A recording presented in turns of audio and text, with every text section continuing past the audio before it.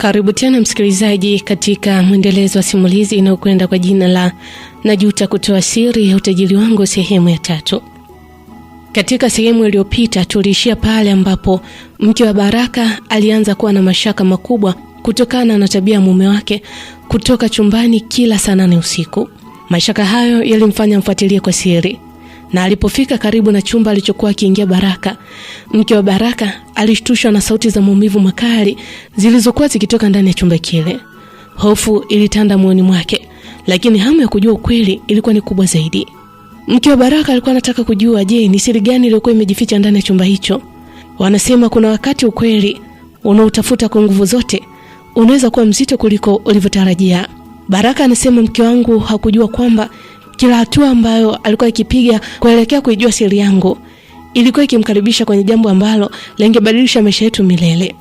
Msimuliaji wa simulizi hii ni mimi Faraja Simkwai. Baraka bado ana mambo mengi ya kuweza kutuambia katika simulizi hii. Hiki ni kisa cha kweli ambacho tunasimuliwa na mwanaume anayefahamika kwa jina la Baraka. Baraka anasema wakati mwingine siri unaoificha kwa miaka mingi inaweza kuanza kufichuka kwa sababu ya mtu mmoja tu anayependa kujua ukweli wote wa maisha yako. Baraka, mimi nilijitahidi sana kuilinda siri yangu kwa muda mrefu sana, lakini sikuwa najua kwamba uvumilivu wa mke wangu tayari ulikuwa umefika mwisho.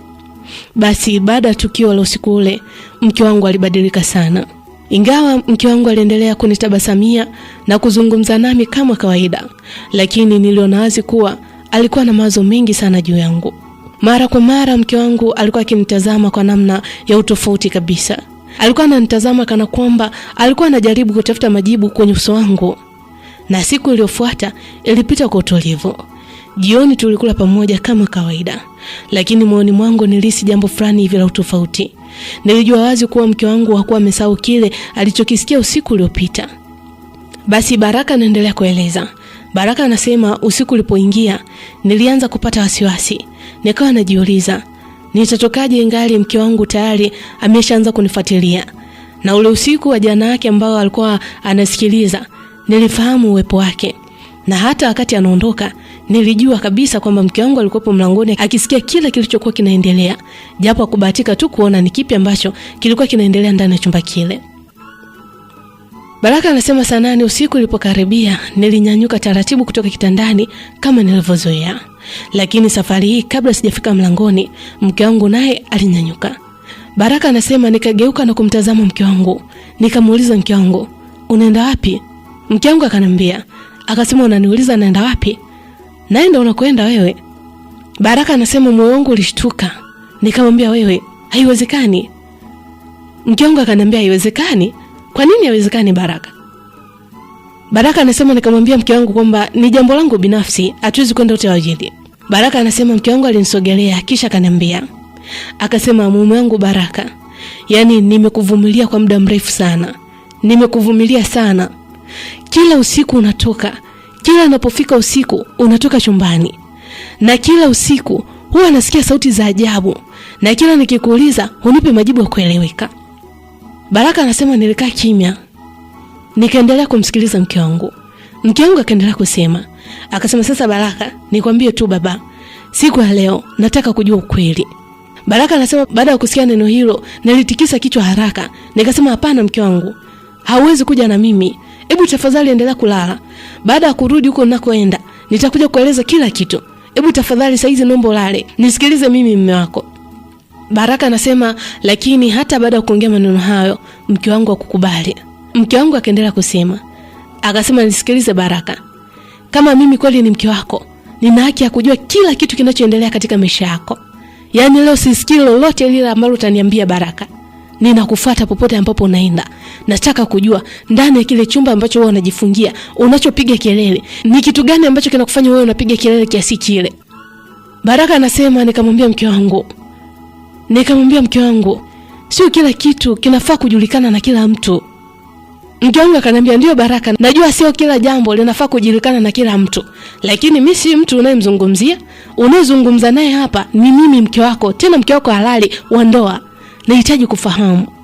Na kama hutaki kuniambia, uniambie kwa nini unaogopa kuniambia wewe ukweli ambao unauficha kila siku." Baraka anasema nilihisi pressure ikizidi kuongezeka. Nikakumbuka maneno ya yule mzee ambayo aliniambia kwamba niwe makini na siri yangu. Dakika kadhaa zilipita tukiwa tunatazamana mimi pamoja na mke wangu. Mke wangu hakuonyesha dalili ya kukata tamaa. Mwishowe nikaamua tu kukubali. Nilijua wazi kuwa kama ningeendelea kumzoea mke wangu, basi mashaka yake yangeendelea kuongezeka zaidi. Nilimtazama kwa makini mke wangu kisha nikamwambia mke wangu, una uhakika uko tayari kuona jambo ambalo hujawahi kuliona katika maisha yako yote? Mke wangu akanijibu bila kusita, akaniambia ndio Baraka, nataka kuona hicho kitu. Nikaendelea kumuuliza, nikamwambia mke wangu, na uko tayari kuniahidi kwamba chochote utakachokiona katika chumba kile itabaki kuwa siri yetu wawili? Mke wangu akatikisa kichwa kuashiria kwamba amekubali, kisha akaniambia ninaahidi itakuwa siri. Baraka anasema nilimwangalia kwa sekunde kadhaa mke wangu, kisha nikafungua mlango. Nikamwambia basi twende. Basi mke wangu akaanza kunifuata nyuma. Kila hatua tuliyoipiga moyo wangu ulizidi kuwa mzito zaidi. Nilijua kwamba baada ya usiku huo maisha yetu yasingebaki kama zamani. Na tulipofika mlangoni nilisimama. Mke wangu alikuwa nyuma yangu. Baraka anaendelea kusema, anasema niliona mikono ya mke wangu ikitetemeka kidogo kutokana na hofu na hamu ya kujua kitu ambacho alitaka kukijua usiku huo. Basi nikafungua mlango ule wa siri taratibu. Harufu ya dawa na vitu vya ajabu ilitanda ndani ya chumba kile. Mke wangu alikunja uso, akasema Baraka, ni harufu gani? Baraka anasema sikumjibu kitu. Tuliingia ndani. Nikafunga mlango. Na saa 8 kamili usiku ilipoadia, ghafla maumivu yale ya siku zote yakaanza kunishambulia. Basi ghafla nikashika paja langu kwa nguvu kisha nikasema ai! Mke wangu alishtuka, akasema Baraka. Baraka anasema lakini nilimnyoshia mkono mke wangu kumzuia asinisogelee. Nikamwambia usiogope. Basi maumivu yalizidi kuwa makali. Jasho likaanza kunitoka mwili mzima. Kisha kile kidonda kilianza kufunguka taratibu mbele ya macho ya mke wangu. Mke wangu alibaki ameganda, hakuamini alichokuwa anakiona. Na huo ulikuwa mwanzo wa kuona siri ambayo hakuna mtu mwingine duniani aliyokuwa ameiona. Mke wangu alikuwa amesimama pembeni ya chumba kile, huku akiwa amenikazia macho yake. Mke wangu alionekana kuchanganyikiwa sana. Hakuelewa kile kilichokuwa kinaendelea katika mwili wangu. Mimi nilikuwa nimeinama huku nikishikilia sehemu ya kidonda kwa nguvu kutokana na maumivu makali ambayo nilikuwa napata kwa wakati ule. Jasho lilikuwa linanitoka mwili mzima. Mke wangu akaendelea kuniuliza. Akasema Baraka, hiki ni nini? Mke wangu aliuliza kwa sauti ya kutetemeka, lakini sikuweza kujibu mara moja. Maumivu yalikuwa makali mno. Ghafla kidonda kile kilifunguka zaidi. Harufu kali ilienea ndani ya chumba kile.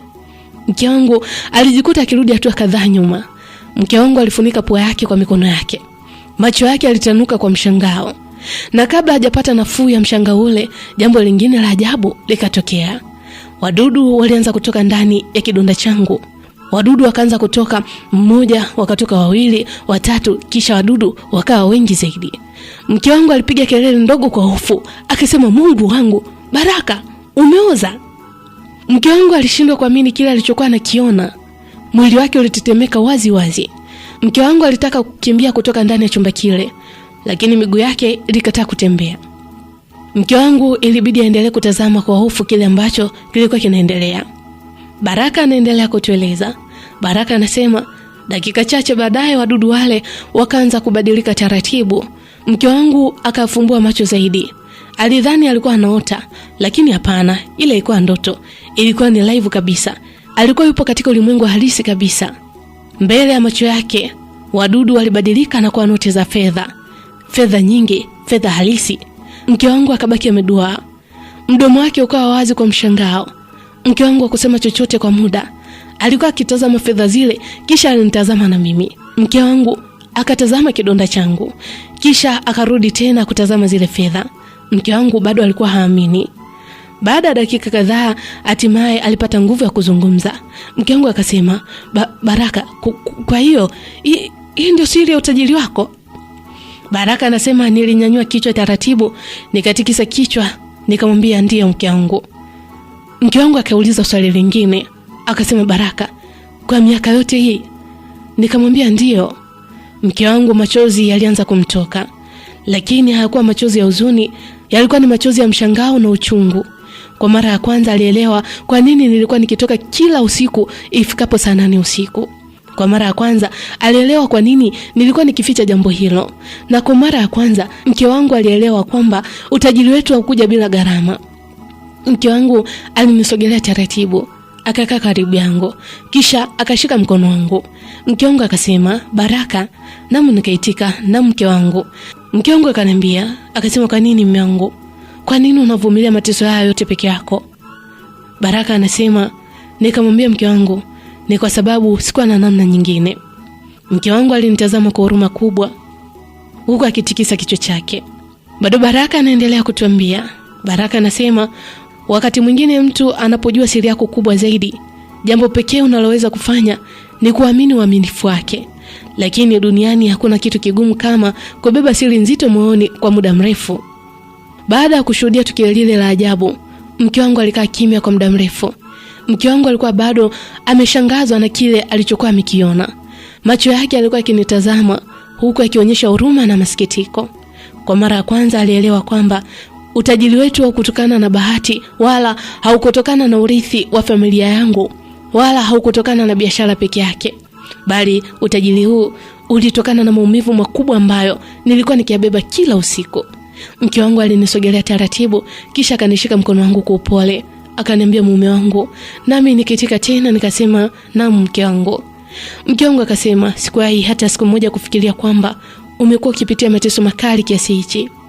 Baraka anasema, nikatikisa kichwa kidogo, nikamwambia, "Ndio mke wangu, ndivyo ilivyo." Machozi yakaanza kumlengalenga mke wangu. Mke wangu akasema, "Nisamehe sana mume wangu. Nisamehe kama nimekuwa nikikusumbua kwa maswali mengi." Baraka anasema, nilimtazama mke wangu na kutabasamu kwa uchovu. Nikamwambia, "Usijali mke wangu, ulikuwa unatafuta ukweli." Mke wangu akashusha pumzi ndefu, kisha akasema kwa sauti ya kujiamini. Akasema, "Baraka, nashukuru kwa kuniamini na kunionyesha siri yako." Baraka anasema, nilikaa kimya. Maneno ya mke wangu yalikuwa ni mazuri, lakini bado moyo wangu ulikuwa na wasiwasi. Nilikumbuka onyo la yule mzee kwamba siri hiyo haikupaswa kutoka nje ya nyumba yetu. Mke wangu alionekana kuelewa mawazo ambayo yalikuwa yanasumbua kichwa changu. Mke wangu akanikazia macho, kisha kanambia, akasema, "Baraka, naomba usiwe na wasiwasi mume wangu." Nikamwambia, "Una uhakika mke wangu?" Mke wangu akaniambia, "Ndio, nina uhakika." Mke wangu akaushika mkono wangu kwa nguvu zaidi, kisha kanambia, akasema, "Mume wangu, ninaapa mbele ya Mungu na mbele yako kwamba siri hii itabaki kati yetu wawili." Baraka anasema, nilimsikiliza kwa makini mke wangu. Mke wangu akaendelea kuniambia, akasema, "Yaani mume wangu unamaanisha kwamba siri hii sitamwambia jirani, sitawaambia marafiki, sitawaambia ndugu, wala sitamwambia mtu yeyote yule katika ulimwengu huu?" Macho ya mke wangu alionyesha uaminifu mkubwa, na kwa mara ya kwanza tangu nimwonyeshe siri ile, nilihisi amani kidogo moyoni mwangu. Nikamwambia, "Wow, asante sana mke wangu." Mke wangu akatabasamu. Akaniambia, "Kuanzia leo mume wangu, hautateseka tena peke yako. Nitakuwa pamoja nawe katika kila hali." Baraka anasema maneno yale yalinigusa sana. Usiku ule tulikaa pamoja kwa muda mrefu, tulizungumza mambo mengi sana. Mke wangu aliniuliza maswali mengi kuhusu maisha yangu kabla ya utajiri, na mimi nikamsimulia kila kitu. Nikamsimulia kuanzia siku nilipokutana na yule mzee hadi jinsi nilivyokuwa nikivumilia maumivu yale kwa miaka mingi, kwa miaka yote ile. Na kadri alivyokuwa akinisikiliza, ndivyo alivyozidi kuniheshimu. Lakini sikuwa najua kwamba siri kubwa inapojulikana na watu wawili, majaribu ya kuificha huanza kuongezeka. Mwanzoni mke wangu aliweza kuitunza siri hii vizuri, lakini kadri siku zilivyozidi kupita, ndivyo maswali ya watu yalivyozidi kuongezeka. Majirani walianza kuuliza, marafiki, hata baadhi ya ndugu, wote walitaka kujua jambo moja tu, kwamba Baraka alipataje utajiri mkubwa kiasi hichi tena kwa muda mchache tu. Na wengine walidiriki hata kumfuata mke wangu kwanza kumuuliza, "Ni ipi siri ya utajiri wangu? Nilifanyaje mpaka kufikia level zile?" Na kuna baadhi ya marafiki zangu wa zamani nao pia walimfuata mke wangu kwa maneno mazuri, wakitaka wamwambie kwamba nilitumia mbinu gani, na wengine wakimtaka mke wangu anipeleleze ni ipi siri ya utajiri wangu. Lakini bado kwa wakati huo mimi Baraka nilikuwa na imani kubwa na mke wangu kwamba angeweza kuitunza siri hii. Na huo ndio mwisho wa sehemu ya 3 wa simulizi inayokwenda kwa jina la Najuta kutoa siri ya utajiri wangu. Haya, mke wa Baraka tayari ameshajua siri ya utajiri wa mume wake Baraka, na watu tayari wameshaanza kumfuata mke wa Baraka wakitaka kujua siri ya utajiri wa mume wake. Je, mke wa Baraka atafanikiwa kuitunza siri hii au hatafanikiwa. Ili kuyajua yote haya, usikose kufuatilia mwendelezo wa simulizi hii. Kumbuke kuwa simulizi hii ina kisa cha kweli, lakini majina na mahali yaliyotumika katika simulizi hii si majina halisi, bali ni ya kufikirika tu. Msimuliaji wa simulizi hii ni mimi, Faraja Semkwai. Najuta kutoa siri ya utajiri wangu.